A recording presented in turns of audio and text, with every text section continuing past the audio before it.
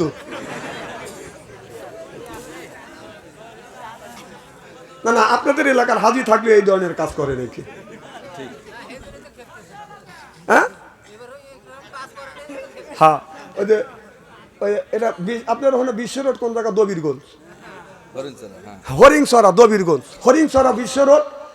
4টা ছাওয়ালের মনে করেন যে 40 বিঘা সম্পত্তি মিয়াক লিয়ে গেছে, মিয়ার বাড়ি গেছে বর বাইরে সহ, যা বলতেছে কারো বড় করতেছে মারে 40 বিঘা সম্পত্তি বাংকি হওয়া যায়, তাহলে তোর লেগে দোয়া করবো। তখন বড় ভাই বলতেছে আব্বা হরিংসরা বিশ্ব রোডের সাথে 8 শতাংশ জায়গা আছে, চৈত মাসে 2 লোক পানি থাকে, ওইটা বোনেক লিখে দেও। কথা তোর বাইরে যখন বললো যা তোকে লিখে দিলাম, তুই এটি লিখে খুশি থাক। তো মিয়া করতেছে যে তাওয়াক্কাল তো আল্লাহ, আল্লাহর পর ভরসা করি আছে, বাবা তুমি খুশি আছো এটা দেবে এইটি আমি নেব। মিয়ার নামে লিখে দিয়ে বাপ হজ করে গেছে, হজ করে আসছে 3-4 বছর পরে এই জায়গা বিশ্ব রোড করতে সরকার কিনে নিয়েছে 2 কোটি টাকা, 2 কোটি টাকা। তখন ছেলেরা বাপে করতেছে হ্যাঁ তোমার মেয়ে সে জায়গা দিছে 2 কোটি টাকা, আর আমার 40 বিঘা জমি লিখে দিছে 1 কোটি টাকা দিয়ে, আমার 40 বিঘা জমি কিনে আরো 40 বিঘা কেনার মতো টাকা ওর রয়েছে। তখন বাপ করতেছে এটাকে আমি তো দোয়া করে শেষ করে দিয়েছিলাম, তুই তো লিখে দিবার করছিস। এখন বাপ বেটাই মারামারি লাগতেছে, রাখে আল্লাহ না রেখে। এখানে বদমাইশে বাপ দেন, মানুষের হক নষ্ট করে এত খরচ করবে কইছে কি তো খাসি কয় কিটা তুই পাজি শাস্তালে যায়। কিছু কিছু হাজি আছে আসন নামাজ পড়িয়া, আপনারা বয়রা গ্রামের লোক ভালো, আসন নামাজ পড়িয়া হাজি শাস্তালে যা বলছে আপনার চা খায় আর সাবিব খানের ছবি দেখে, 1 বসায় 3 কাপ চা খায়, তার মানে হলো ও চা খাওয়া না, হলো সাবিব খানের ছবি দেখে। তুমি হাজি শাস্তালে যায় তখন থাকো কে? খুব খারাপ লাগতেছে নাকি না?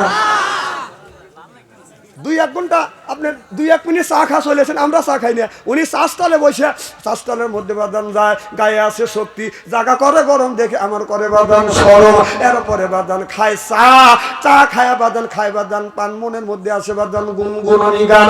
হাজি যদি চাষতলে যা পায় বাদান গল্প, কেউ করে না বাদান অল্প, খায় আলো পান, মনের মধ্যে আছে বাদান গুনগুনানি গান। তারপরে খাই 1 খাবলা হাকিমপুরি জর্দা, শরীর তার গামিয়া যায়, বুঝায় আমি বড় মর্দা। ওগুলো বাদ দাও।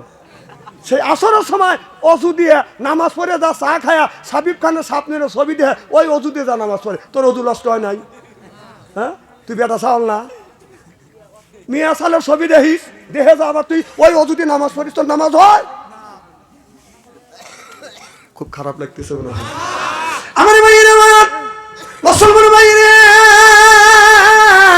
আল্লাহর হাবিবের উম্মতেরা ভালো করে লক্ষ্য করে শুনুন। অর্ধ পৃথিবীর খলিফা হযরত ওমর রাদিয়াল্লাহু তাআলা আনহা তেনার জামানায় হযরত ওমর বাদান তাহাজ্জুদ নামাজ পড়ে একটু ঘুমাচ্ছে, এমন সময় বাদান ঘুমাচ্ছে, এমন সময় ফজরে যখন আযান দিছে আসসালাতু খায়রুম মিনান নাওম, হযরত ওমরের বাদান ঘুম ভেঙে গেছে।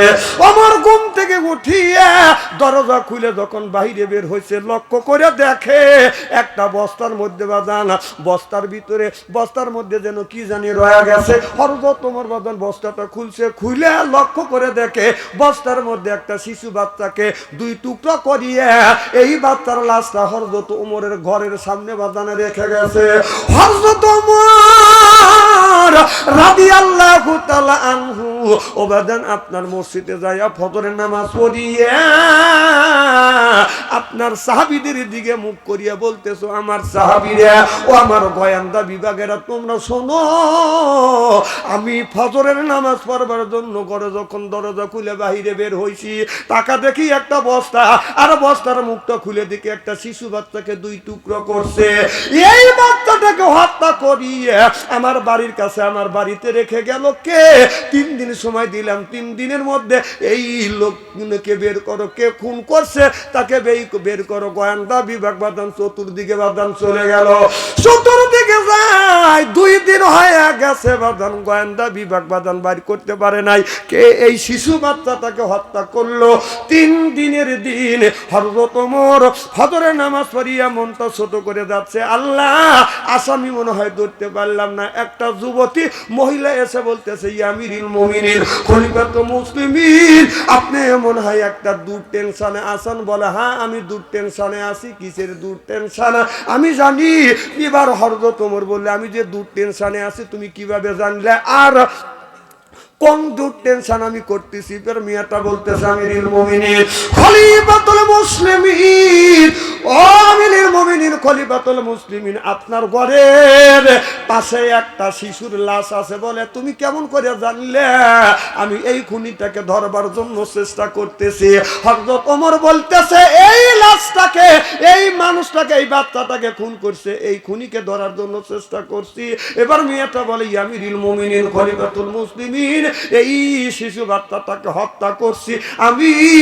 হযরত ওমর বলল, তোমার কিন্তু ফাঁসি হয়ে যাবে। হযরত ওমর মেয়েটাকে ধরে বাঁধেন, জেলের মধ্যে বাঁধেন, ঢুকাইলেন রিমান্ডে নেওয়ার জন্য। আমিরুল মুমিনিন খলিফাতুল মুসলিমিন নিজেই বাঁধেন রিমান্ডে যাইয়ে মেয়েটাকে জিজ্ঞাসা করতেছে, ও গো মা, একদিনকার শিশু বাচ্চা তো কোনো অন্যায় করে নাই, এই শিশু বাচ্চাটাকে কেমন করে তুমি হত্যা করলে? কি জন্য হত্যা করলে? কি অন্যায় করছে? কি অপরাধ করছে? মেয়েটা বলি, আমিরুল মুমিনিন খলিফাতুল মুসলিমিন, আমি হলাম গরিব মানুষ, পাহাড়ের পাশে আমার একটা কুড়িয়া ঘর আছে। আমিরুল মুমিনিন খলিফাতুল মুসলিমিন, আমি ঝর্ণার পানি থেকে গোসল করি। আমি যখন আমার বাড়ির দিকে যাচ্ছি, তিনটা যুবক আমাকে ধরিয়ে আমার সাথে আমার ইজ্জত নষ্ট করছে, আমাকে দর্শন করছে। তাতে আমি গর্ভবতী হয়ে গেছি। আমিরুল মুমিনিন খলিফাতুল মুসলিমিন, আমি যে গর্ভবতী হয়েছি, এই ছেলেটা যখন জন্ম নিছে, আমি চিন্তা করলাম, এই ছেলে জন্ম নিছে, আমার তো বিয়ে শাদী হয় না। যখন ছেলেটা বড় হবে, মানুষ এলে ছেলেটাকে জিজ্ঞাসা করবে তোমার বাবাকে, তখন আমার এই সন্তান বাবার পরিচয় দিতে পারবে না। ইয়া আমিরুল মুমিনিন খলিফাতুল মুসলিমিন, নানান দিকে চিন্তা করিয়ে ছেলেটাকে আমি হত্যা করছি।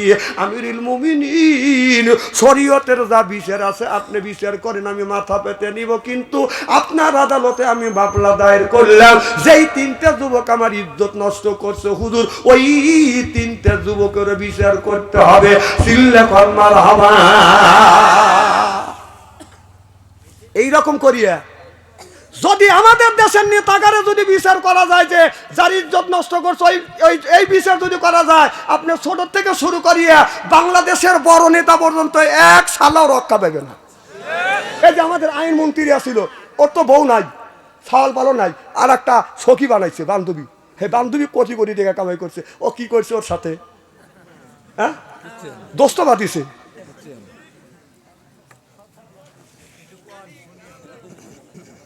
না না, ওগুলি শুনছে, ওগুলি শোনার আমার বলার সময় নেই। আমি কোরআনের কথা বলবে রয়েছি, খালি একটু টাচ দিয়ে দেবো। পুরুষ হলে বুঝবেন, আর মহিলা বুঝলে বুঝতেইছে। অল্প বললি মহিলা বোঝে, ভাঙা বললি পুরুষ বোঝে। খুব খারাপ লাগতেছে। নারায়ণ তাকবীর।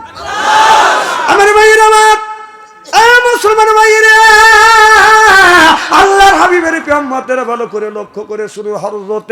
হযরত মুসা আলাইহিস সালামের একটা ঘটনা মনে পড়ে গেল, বলবো কি? ওমরের কথা কিন্তু এই জায়গা রেখে গেলাম। সামনে বাজান আপনি সুন্দর করে বুঝাইয়া, কোরআন হাদিস দিয়া বুঝাইয়া সামনের দিকে আমি কথাটা বাজান ফিনিশিং দিতে চাই। এবার হযরতে মুসা আলাইহিস সালাম বাজান রাস্তা দিয়ে যাচ্ছে আল্লাহর কাছে। যখন তুরু পর্বতে মুসা আলাইহিস সালাম বাজান কথা বললেন, একদিন মুসা আলাইহিস সালাম বলে, আল্লাহ তুমি প্রত্যেকটা নবীর সাথে একটা একটা করে মানুষকে জান্নাতে দিবে। আল্লাহ আমি মুসা, আমার সাথে কাকে তুমি জান্নাতে দিবে? সুবহানাল্লাহ। আল্লাহ বলে, মুসা রে, তোমার সাথে জান্নাতে যাবে অমুক গ্রামের একটা কসাই, তোমার সাথে জান্নাতে যাবে।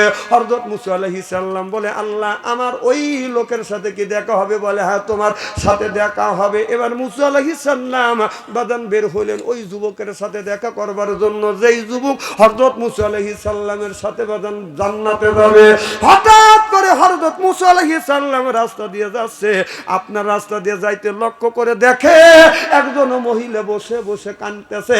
আল্লাহর নবী মুসা আলাইহিস সালাম বলতেছে, ও গো মা, কেন তুমি রাস্তার পাশে বসে কাঁদো? বলে, আমি বসে আছি, আল্লাহর নবী মুসা আলাইহিস সালাম নাকি প্রত্যেকদিন এই রাস্তা দিয়ে আল্লাহর সাথে দিদার করবার জন্য যায়। সুবহানাল্লাহ। বসে আছি, এ যুবক, এই তোমার ওয়াজ হচ্ছে না, এগুলি তো ঠিক না। তুমি যুবক মানুষ না, মিস কল দিছে না, ওরা তো মিস কলের অপেক্ষায় থাকে। এদিক তাকান, চেহারা কি একেবারে খারাপ নাকি?